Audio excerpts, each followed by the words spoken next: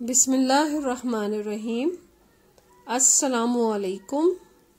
Dear students of class 8th, I am your Urdu teacher Maimuna. I hope you all are well and safe with your family at home. Student, as you know, the pandemic of COVID-19, because of it, I have started your lecture. So take out your Urdu book and open the page number 42. ہمارے سبق کا عنوان ہے پاکستان کے ذرائع نقل و حمل. ذرائع نقل و حمل یا مواصلات سے مراد کسی شے یا اشیاء کو ایک جگہ سے دوسری جگہ لے جانے کا نظام ہے. نقل و حمل کا نظام کسی ملک کی ترقی میں بہت اہمیت کا حامل ہوتا ہے. یہ اس ملک کی معاشی، معاشرتی، صنعتی غرض ہر قسم کی ترقی میں ریڑھ کی ہڈی کی حیثیت رکھتا ہے. قدیم دور میں جانوروں پر سواری کے علاوہ گدھا گاڑی، بیل گاڑی، اونٹ گاڑی اور ہاتھ سے کھینچے جانے والے چھکڑوں کو سامان کی آمد و رفت اور نقل و حمل کے لیے استعمال کیا جاتا تھا. یہ ذرائع کافی سست رفتار تھے. لوگ ایک شہر سے دوسرے شہر پیدل سفر کرتے یا گھوڑوں پر سفر کرتے. انہیں راستے میں خاصی رکاوٹوں کا سامنا کرنا پڑتا. اسی طرح کسانوں کو کھیتوں سے منڈی تک اپنے اجناس لے جانے میں بھی بہت دشواری ہوتی تھی اور وقت کا بھی ضیاع ہوتا تھا. سامان بھی خراب ہو جایا کرتا تھا. وقت گزرنے کے ساتھ ساتھ ذرائع مواصلات میں بہتری آئی. یہ بہتری انسانوں کے لیے بہت مفید ثابت ہوئی. اب تک کی ترقی سے افراد کے سفر اور ان کے سامان کی ترسیل کے لیے تیز ترین ذرائع نقل و حمل وجود میں آ چکے ہیں. اس سے انسانوں کو بہت زیادہ فائدہ ہوا. وقت ایک کم لگتا ہے اور کم وقت میں بہت سا سامان جو ہے وہ ایک جگہ سے دوسری جگہ پہنچایا جا سکتا ہے. موجودہ دور کے ذرائع نقل و حمل تیز رفتار ہے. ذرائع نقل و حمل اور مواصلات بنیادی طور پر 3 اقسام کے ہیں. پہلا ہے زمینی ذرائع مواصلات، دوسرا فضائی ذرائع مواصلات، تیسرا ہے آبی ذرائع مواصلات. زمینی ذرائع مواصلات میں سڑکیں اور ریلوے کا نظام شامل ہے. سڑکیں پوری دنیا میں ٹریفک کے لیے بہت اہمیت کی حامل ہیں. اسی طرح پاکستان میں بھی سڑکوں کو بہت اہمیت حاصل ہے. اگرچہ پاکستان میں سڑکوں کی صورتحال اتنی اچھی نہیں ہے، لیکن پھر بھی دوسرے ترقی پذیر ممالک کے مقابلے میں خاصی بہتر ہے. پاکستان کی پہلی شاہراہ سپر ہائی وے ہے جو کراچی اور حیدرآباد کو آپس میں ملاتی ہے. دوسری پاکستان کو چین سے ملانے کے لیے چین کے تعاون سے شاہراہ قراقرم تعمیر کی گئی، جسے شاہراہ ریشم بھی کہا جاتا ہے. اس شاہراہ سے دونوں ممالک کے درمیان تجارتی نقل و حمل میں آسانی پیدا ہوئی ہے. 90 کی دہائی میں موٹر وے کا زمانہ آیا. پہلی موٹر وے 1997 میں لاہور اور اسلام آباد کے درمیان جنوبی کوریا کی مدد سے تعمیر کی گئی. موٹر ویز کو ایم کے علامتی نام سے موسوم کیا جاتا ہے. M1 موٹر وے پشاور اور اسلام آباد کے درمیان 30 اکتوبر 2007 میں مکمل ہوئی. اس کی کل لمبائی 155 کلومیٹر ہے. اسی طرح M2 یہ موٹر وے اسلام آباد اور لاہور کے درمیان تعمیر کی گئی. اس کی کل لمبائی 367 کلومیٹر ہے اور یہ موٹر وے نومبر 1997 میں مکمل ہوئی. M3 موٹر وے پنڈی بھٹیاں سے فیصل آباد کے درمیان تعمیر کی گئی. اس کی کل لمبائی 54 کلومیٹر ہے. فیصل آباد چونکہ صنعتی شہر ہے، اس لیے اس شہر کو دونوں بڑے شہروں سے ملانے کے لیے ایسی شاہراہ کی ضرورت تھی. اس کے نتیجے میں تجارتی اور سفری مسائل بہت حد تک حل ہو گئے.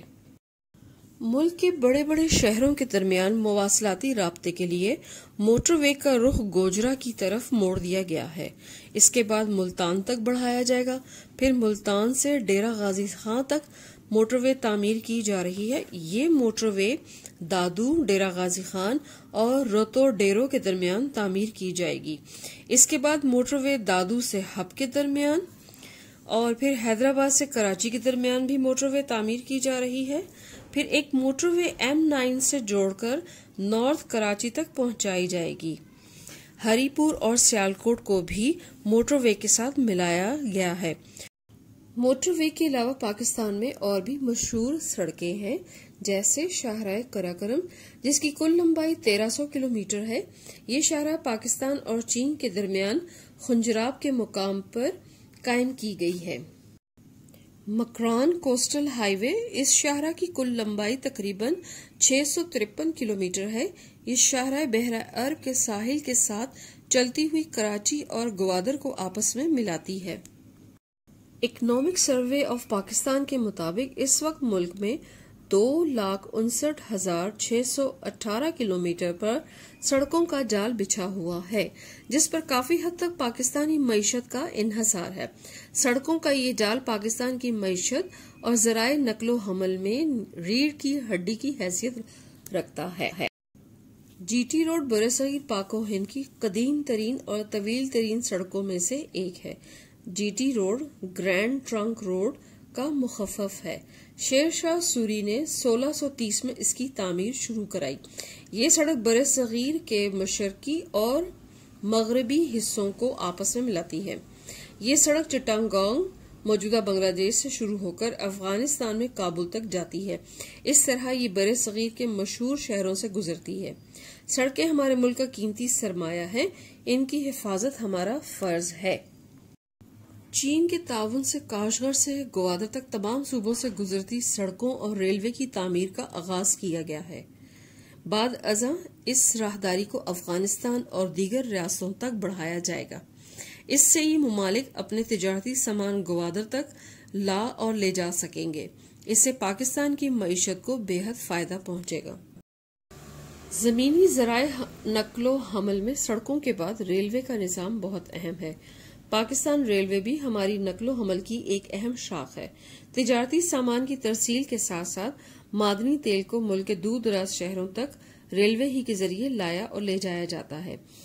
مسافروں کی آمد و رفت کے لیے ریلوے بھی ایک مواصلات کا بہترین ذریعہ ہے۔ ہم نے ریلوے کو پوری طرح استعمال نہ کیا تو ذرائع نقل و حمل کا بوجھ سڑکوں پر پڑ جاتا ہے۔ پاکستان میں ریلوے لائنوں کی کل لمبائی 8,800 کلومیٹر ہے۔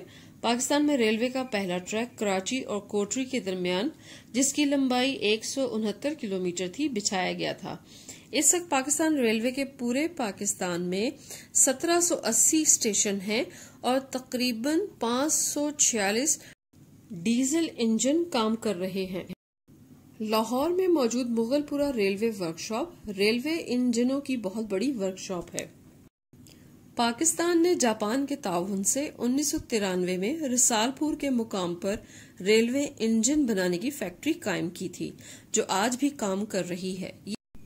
یہ فیکٹری سالانہ تقریباً 25 انجن تیار کرتی ہے، جسے پاکستان ریلوے کے حوالے کر دیا جاتا ہے۔ اس کے علاوہ راولپنڈی میں بھی ایک کیرش فیکٹری کام کر رہی ہے۔ پاکستان ریلوے خسارے میں جا رہی تھی۔ مختلف وجوہات میں سے چند ایک درج ذیل ہیں۔ نمبر 1، پاکستان ریلوے کی زیادہ تر مشینری فرسودہ اور پرانی ہے، جسے ابھی تک ٹھیک کروایا یا بدلا نہیں گیا۔ نمبر 2، وہ مال بردار گاڑیاں جو کراچی کی بندرگاہ سے پشاور تک مال لے کر آتی ہیں، بہت کم رفتار سے چلتی ہیں اور بہت دیر لگاتی ہیں، جس کی وجہ سے عموماً لوگ اپنا مال سڑکوں کے راستے بھیجتے ہیں۔ اس سے سڑکوں پر اضافی بوجھ پڑتا ہے اور پاکستان ریلوے کو نقصان ہوتا ہے۔ نمبر 3، پاکستان ریلوے کے پاس نئے اور طاقتور ریلوے انجن بہت کم ہیں۔ عموماً ریل کے انجن راستے میں خراب ہو جاتے ہیں، جس کی وجہ سے گاڑیوں کی آمد و رفت میں تاخیر ہو جاتی ہے۔ اب کچھ انجن خریدے گئے ہیں، جن کے استعمال سے بہتری کی امید ہے۔ ریلوے کی ترقی کی طرف بھی توجہ دی جا رہی ہے۔ یہی نہیں بلکہ چین کے ساتھ مل کر کاشغر سے خنجراب کے راستے گوادر تک ریلوے نظام قائم کیا جا رہا ہے، جو پاکستان کی اقتصادی ترقی میں بہت معاون ثابت ہوگا۔